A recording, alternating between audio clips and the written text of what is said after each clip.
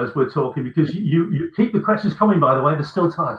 But and here's another one. But quickly, you've talked about the safe space thing in the past. It really winds you up, doesn't it? You don't like the use of safe space. Am I right? Yeah. Let me clarify on that, and then I'll come to Isabel's question. Let me just clarify on that. It's not that I don't like safe spaces, and it's not that I think that they're wrong.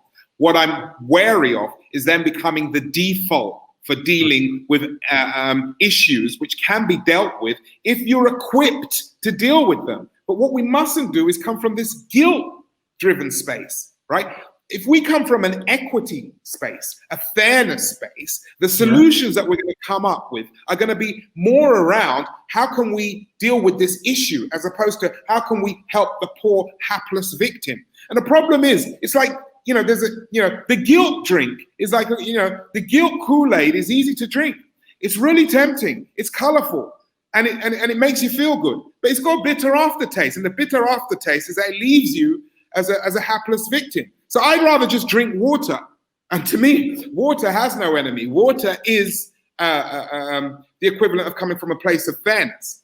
And I think if you do that, then you're going to equip people with the skills that they need. And then you don't need things like safe spaces. Because let's face it, what does a safe space do? You go to you have a safe space, you tell them all your stuff, right?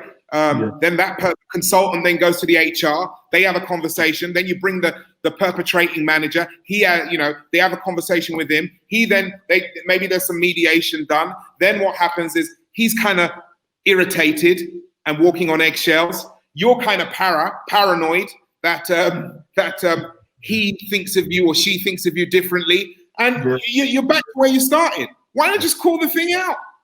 Having said that, sometimes safe spaces are the best, are the right thing, and they should be used.